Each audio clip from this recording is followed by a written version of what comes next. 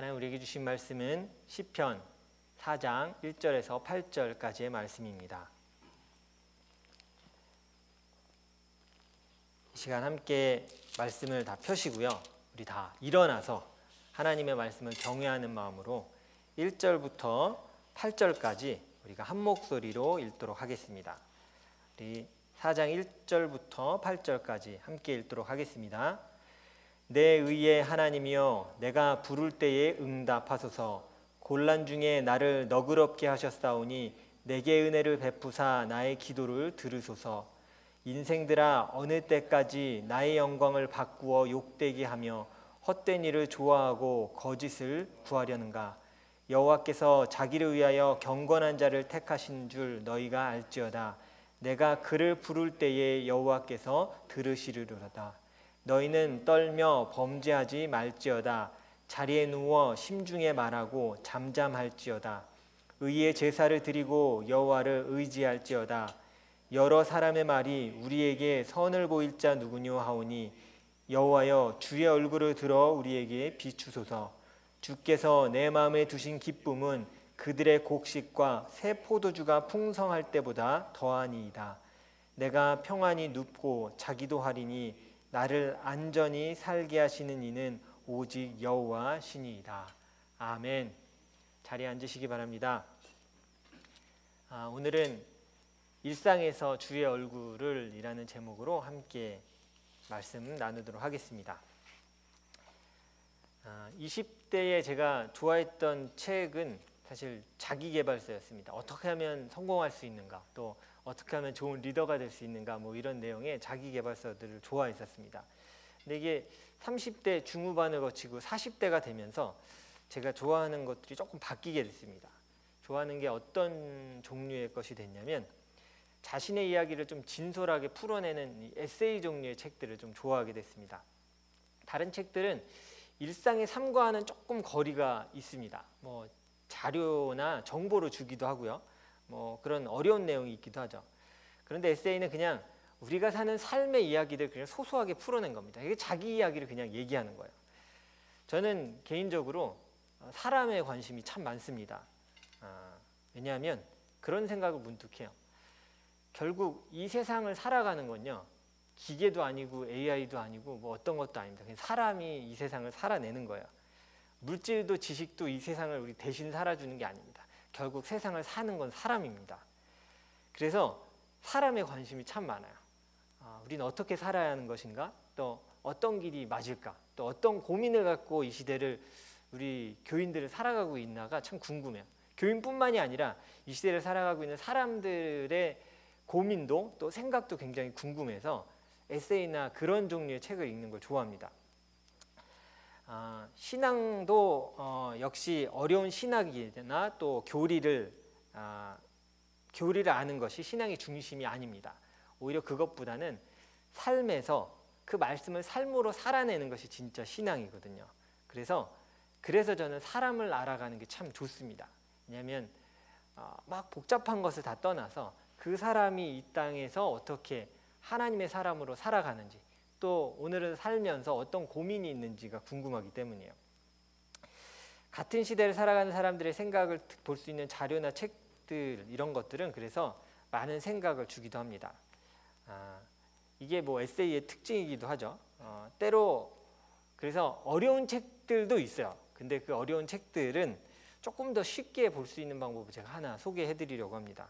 그러니까 가끔 되게 어려운 책들이 있을 때가 있어요. 그러면 그 책을 그냥 덮으세요. 덮고 그 작가가 쓴 에세이나 자서전을 먼저 읽는 거예요.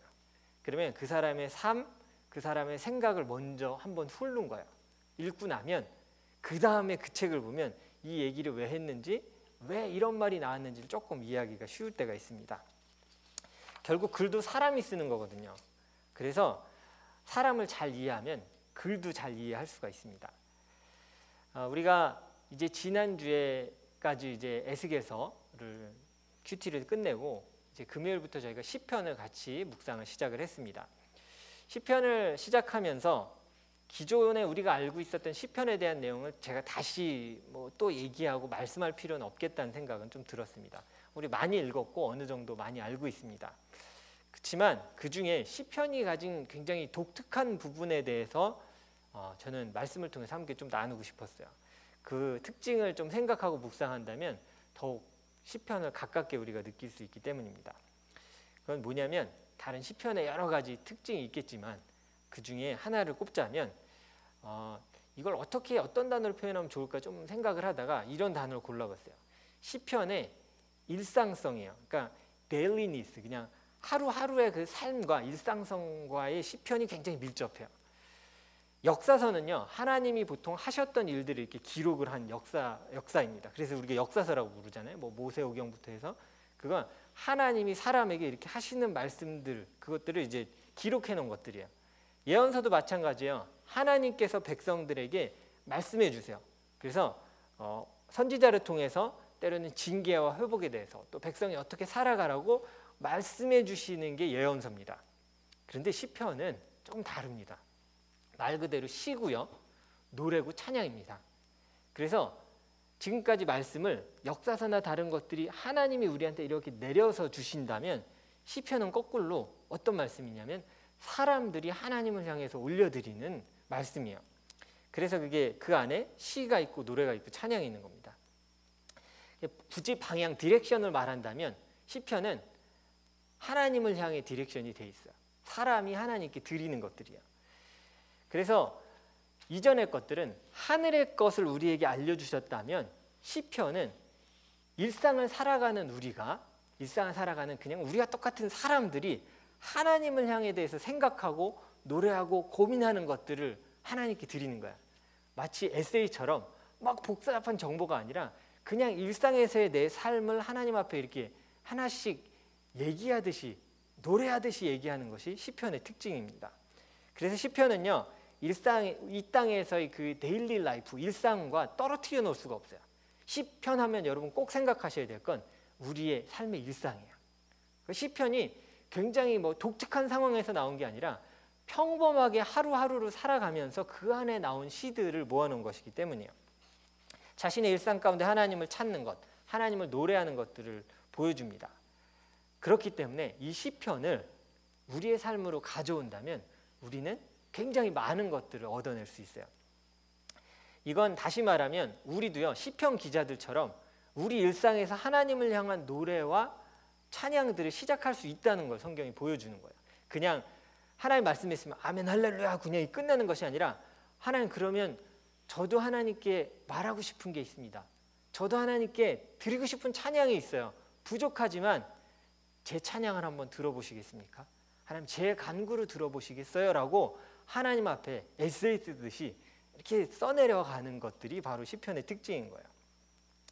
다윗의 노래도 이 시편의 많은 부분이 다윗의 노래거든요. 그리고 오늘 우리가 읽은 이 4장의 말씀도 다윗의 시입니다. 다윗의 일상 가운데 하나님을 노래한 거예요. 특별하게 하나님의 계시를 받아서 막 선포하는 것들이 아니라 일상 가운데 살아가면서 하나님을 생각하고 노래하고 찬양하는 것들을 적어놓은 것들이에요.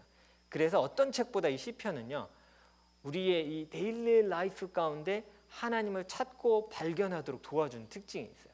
그래서 우리가 시편을 이제 계속 이 한 달 동안 묵상하게 될 텐데 잊지 말아야 될 것은 시편은 우리의 일상에서 시작되는 거다라는 것을 잊지 마셨으면 좋겠습니다.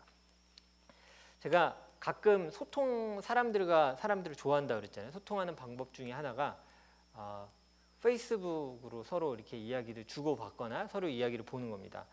아마 이번 주에 좀 깜짝 놀라셨을 거예요. 제가 성도들의 페이스북을 하나씩 찾아서 친구 이렇게 친척을 막 했어요. 탁탁탁탁 했어요. 그래서 서로 좀 못 만나니까 이렇게라도 교제를 해야겠다 했는데 목사님 왜 나는 안 했지 하는 분들을 제가 아직 못 찾은 거예요. 혹시 저를 찾으실 수 있거든.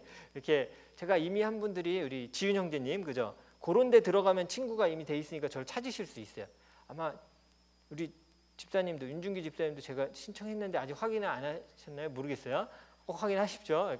거절하신 걸 수도 있겠네요. 네. 거절하셨으면 할 수 없죠. 그건 할 수 없습니다. 네. 아무튼 제가 페이스북을 통해서 또 때로는 제가 나름 인스타도 그 전시용으로 하나 갖고 있습니다. 원래는 청소년과 소통하려고 만들었는데 거의 하진 않지만 가지고는 있는데요. 이번 주에 페이스북을 보다가 저를 청년회 때 가르쳐 주셨던 목사님의 글을 좀 보게 됐어요.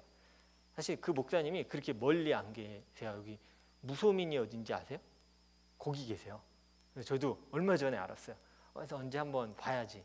그 목사님 이렇게 보실지 모르겠는데 목사님 언제 한번 봬요. 네, 제가 한번 꼭 간다고 했는데 그분이 이렇게 생각을 잘 정리해서 글을 쓰세요. 글을 보면 되게 좀 참 생각이 깊은 생각이 담겨 있다는 생각이 들을 때가 있어요. 근데 이번 주에 그 목사님이 이런 글을 썼어요. 제가 그대로 한번 읽어드릴게요. 들어보세요. 추억은 과거이고 숨은 breath는 현재이고 present이고 꿈은 미래다, future다. 이렇게 얘기를 썼어요. 제가 이렇게 영어 단어 쓰면 잠깐 이해를 해주십시오.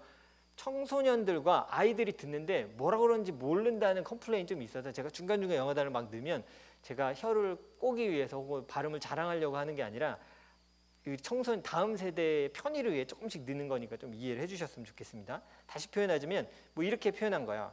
Memory is past, breath is present, dream is future. 이렇게 표현한 거예요.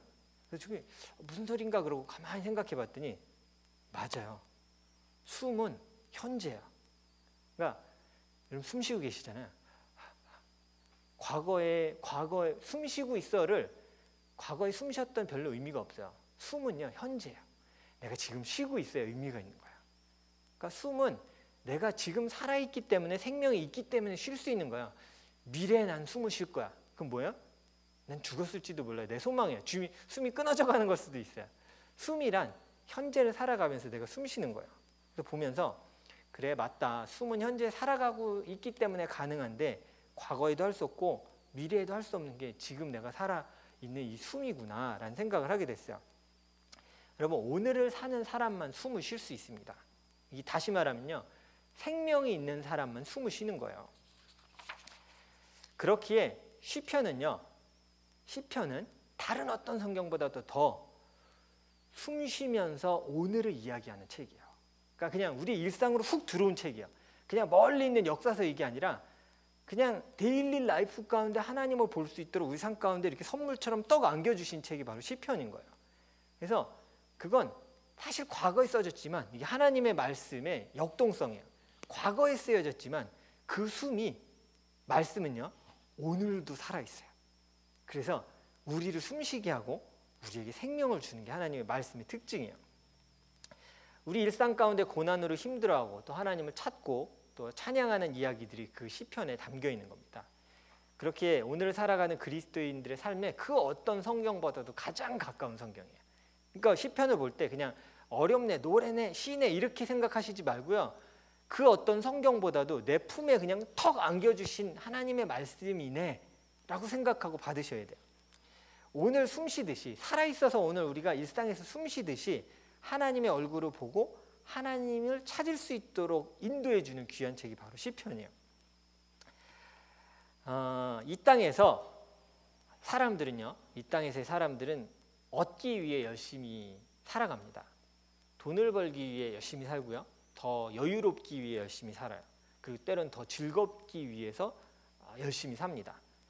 근데 우리 그리스도인 역시 이 모습에 많이 벗어나지 못할 때가 많이 있어요. 이것을 말하는 게 오늘 시편 이 4장 6절의 말씀입니다. 6절 말씀을 같이 한번 잠깐 읽어보도록 하겠습니다. 자, 우리 한 목소리로 6절을 읽겠습니다. 시작. 여러 사람의 말이 우리에게 선을 보일 자 누구뇨 하오니 여호와여 주의 얼굴을 들어 우리에게 비추소서. 여기 오늘 이 말씀에서 선을 보인다 이게 이렇게 얼굴을 보인다는 의미가 아니에요. 이 선은 이익을 얘기하는 거예요. 이익. 그러니까 누가 우리에게 이익을 줄 것인가라고 세상 사람들은 항상 관심이 거기 있다는 거예요. 어디서 난 이익을 얻지? 어디서 난 도움을 받을 수 있지? 무엇을 얻을까라는 것이 사람들에게 중요하다는 거예요. 우리도 마찬가지예요. 때로는 그것에만 집중해서 살아가요. 근데 이 시를 쓴 다윗은요.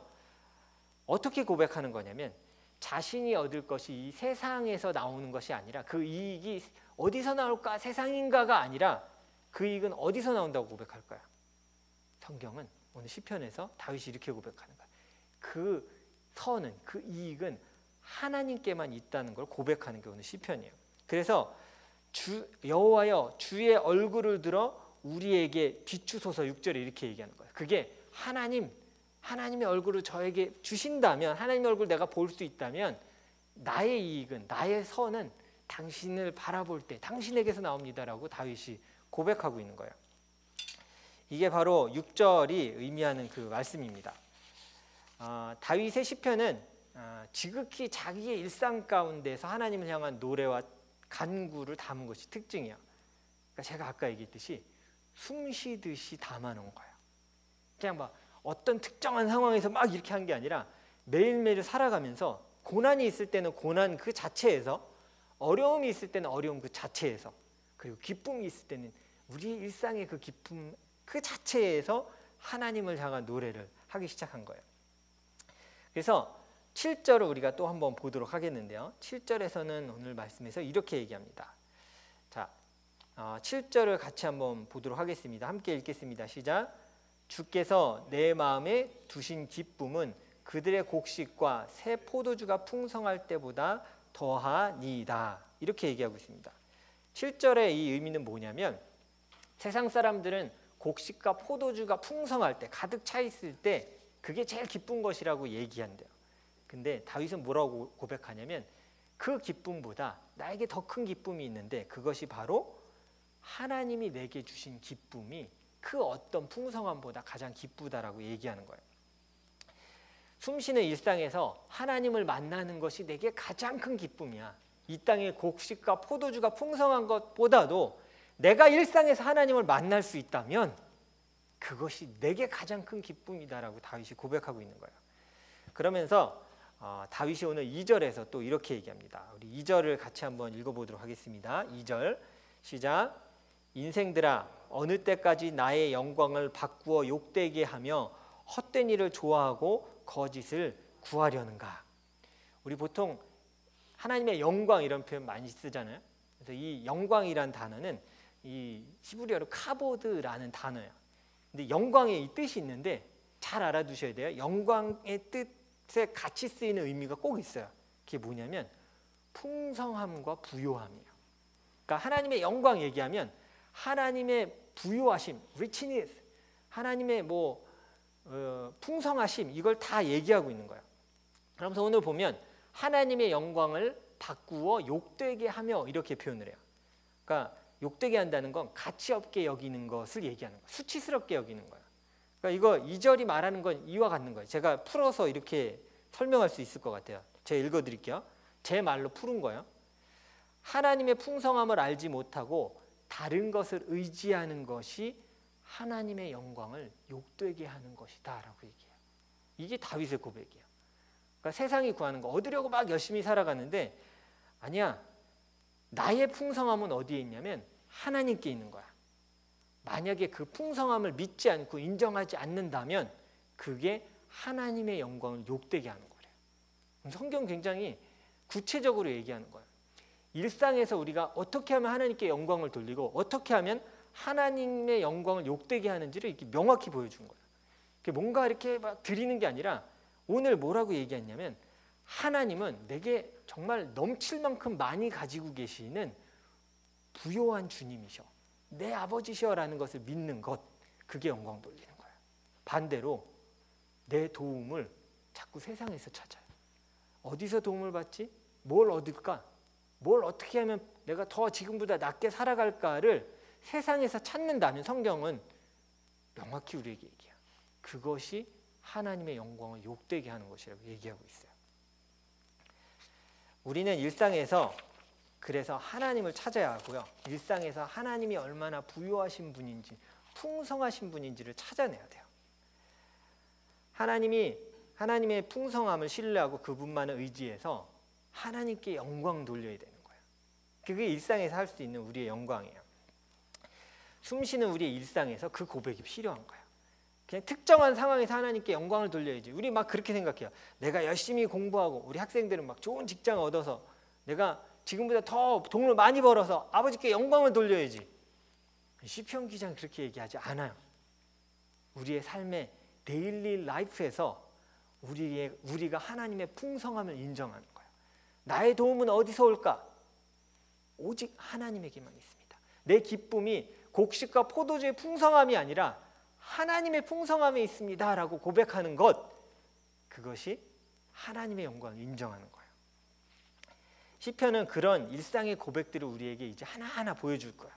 그럼 기대하셔도 좋아요. 큐티하면서 그냥 이게 큐티만 할 게 아니라 이게 일상에서 우리가 할 수 있는 하나님을 알아가고 하나님의 풍성함을 믿을 수 있게 하는 귀한 말씀임을 정말 받아들이시고 이 한 달 동안 같이 큐티를 해나가면 너무 좋을 것 같아요. 그래서 저는 이렇게 표현하고 싶어요. 시편을 우리의 숨으로 만들어야 돼요. 우리의 브리스로 만들어야 돼요.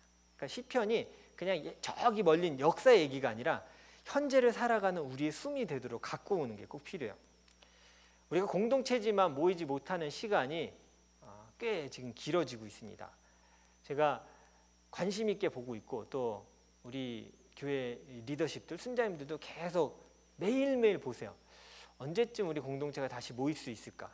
근데 쉬운 일은 아닌 것 같아요. 5월 중에도 쉽지 않겠다는 생각이 들어요. 이럴 때 우리가 이렇게 모이지도 못하고 특별한 어떤 것들을 할 수가 없어요. 이럴 때 우리가 가장 해야 될 건 뭐냐면 일상에서 숨 쉬듯이 하나님을 알아가는 거예요. 그래서 시편은요, 사실 너무 명확히 우리에게 보여주는 건 뭐냐면 다윗과 우리의 신앙의 선조들의 일상에서의 자신들의 그 숨의 기록이야. 숨의 자국들이야. 내가 하나님을 어떻게 숨 쉬었는지, 어떻게 만났는지, 하나님의 크심을 그냥 내 일상에서 어떻게 만났는지를 숨 쉬듯이 그냥 기록한 거야. 그게 시편인 거예요. 하나님의 부요함과 기쁨의 가치를 아는 것은 그것을 우리의 일상에서 알 수 있도록 시편은 우리에게 선물을 주어지고 있는 거예요. 그래서 저는 이번 달에 우리가 시편을 시작하면서 우리 모든 성도님들께 권면하고 싶은 게 있습니다. 뭐냐면 시편은요, 정말 많이 들어야 돼요. 이 제가 특징을 설명해 드릴게요. 잘 보십시오. 많이 들어야 되고요, 많이 읽어야 되고 많이 묵상해야 돼요. 왜 그럴까요? 숨은 여러분 잘 들으세요. 숨은 일회성이 아니기 때문이에요. 우리가 이렇게 숨 쉬고 있어요. 여러분도 모르고 저도 모르게 그냥 벌써 예배 때 전 설교하면서 설교하려면 말을 계속 하잖아요. 이 사이사이 얼마나 많이 쉬었는지 저도 모르겠어요. 짧게 이러면서 빨리빨리 쉬면서 말을 계속 내뱉고 있어요. 근데 숨은요, 일회성으로 끝나지 않아요. 숨의 특징은 뭐냐면 반복되고 지속돼야 돼요. 왜냐하면 숨을 통해 생명이 지속되기 때문이에요. 일상에서의 그 숨을 일회성을 그냥 생명의 숨이라고 얘기하지 않아요. 오히려 한 번만 쉬는 숨은 죄송합니다, 죽음을 뜻해요. 우리가 이런 표현 쓰잖아요. 마지막 숨을 쉬셨습니다. 그럼 그거 뭐예요? 죽었다는 얘기예요. 한 번의 숨을 크게 내쉬셨습니다. 그거 뭘까요? 마지막 죽기 전에 크게 쉬고 세상을 떠날 때. 그러니까 숨은요, 생명을 갖기 위해서는 계속돼야 돼요. 한 번 쉬었다고 됐네가 아니라 매일매일 우리 삶에서 숨 쉬듯이 하나님과 교제해야 돼요. 그게 시편의 특징인 거예요. 숨 쉬듯이 하나님과 교제하고 숨 쉬듯이 이야기하고 나의 노래와 나의 찬양과 나의 것들을 아버지께 올려드린 것, 그것이 바로 시편이 보여주는 모습이에요. 그래서 숨 쉰다는 것, 그리고 하나님과 함께 한다는 건요, 영어로 표현하면 우리 다음 세대를 위해 constantly, repeatedly, 계속 이게 반복돼야 돼요. 우리가 암송을 잘하는 시편 1편의 2절도 이렇게 얘기합니다. 여러분 다 암송하셨죠? 우리 1절 했을 때. 네. 못하셔도 빨리 치시면 됩니다. 거의 4장이랑 같은 장에 들어있을 거예요. 자, 제가 그냥 읽도록 하겠습니다. 2절에서 이렇게 얘기하잖아요. 1절에서 복 있는 사람은 이렇게 하면서 2절에 뭐라고 얘기하냐면 그의 율법을 주야로 묵상하는 자라고 표현하고 있어요. 잘 보세요. 낮과 밤에 그의 말씀을 묵상하는 자. 숨 쉬듯이 하나님과 대화하고 그냥 숨 쉬면서 하나님과 이야기하는 자. 그 자가 복 있는 자라고 성경은 얘기하고 있는 거예요. 오늘 읽은 시편 4편의 마지막을 보면서 저는 오늘 설교를 좀 마치고자 합니다. 시편 4편의 이 닉네임이 있어요. 아마 여러분 가진 성경에도 써 있을 수도 있어요. 위에 보시면 혹시 이렇게 써 있는 성경도 있을 겁니다. 저녁 기도 이렇게 써 있는 성경도 있을 거예요. 시편 4편은 하루를 마무리하면서 하나님 앞에 드려지는 기도고 찬양이었어요. 그래서 하루를 마무리하면서 8절에 이렇게 고백합니다. 우리 8절 우리 잠이 많으시고 잠자는 거 좋아하는 분들이 사랑하는 구절인데요. 같이 한번 읽어보도록 하겠습니다. 시작. 내가 평안히 눕고 자기도 하리니 나를 안전히 살게 하시는 이는 오직 여호와시니이다. 그리고 우리가 일상 가운데 살아갈 수 있는 이유는요, 하나님이 우리에게 숨을 주셨기 때문이에요. 일상에 이 생명을 주셨기 때문에 우리가 살아갈 수 있는 거예요. 그러면 이 일상으로, 이 숨으로 우리가 다시 하나님 앞에 드릴 수 있는 건 뭘까요? 다시 하나님께 찬양을 드리는 거예요. 그 일상에서 그 숨을 가지고 하나님을 찬양하는 거예요. 그게 시편이에요. 그래서 이 시편은 과거에 다윗의 때에 쓰여졌기도 하지만 오늘 우리가 살아가는 이 시대에 각각의 그리스도인들도 이 시편을 써내갈 수 있는 겁니다. 역사서나 예언서는 하나님의 특정한 선지자들 통해 선포됐다면 사실 이 시편은요, 우리가 읽고 알려지진 않겠지만 하나님은 아실 거예요. 우리 각자의 시편으로 아버지께 올려드릴 수 있어요. 하나님, 저는 오늘 환난 가운데 살았습니다. 오늘 너무나 많은 저를 어렵게 하는 사람을 만났습니다. 하나님, 저의 도움은 어디서 와야 합니까? 자신의 시편을 누구나 써내려갈 수 있는 거예요. 우리의 일상에서 하나님을 향한 이런 시편이 써져야 됩니다. 거창한 기도가 아니라 그냥 여러분들의 숨으로 하나님을 만나십시오. 여러분들의 일상에서 하나님을 만나는 시도들이 있어야 돼요. 우리 이렇게 같이 모여서 예배도 못 드리잖아요. 그러면 우리가 더 해야 될 게 뭐냐면 그 일상에서 우리 숨을 가지고 하나님을 만나는 거예요. 숨 쉬듯이 그분께 이야기하고, 오늘 잘 때마다 여러분 이 시편 4장 8절의 이 말씀을 좀 읽으셨으면 좋겠어요. 내가 평안히 눕고 자기도 하리니 나를 안전히 살게 하시는 이는 오직 여호와시니이다.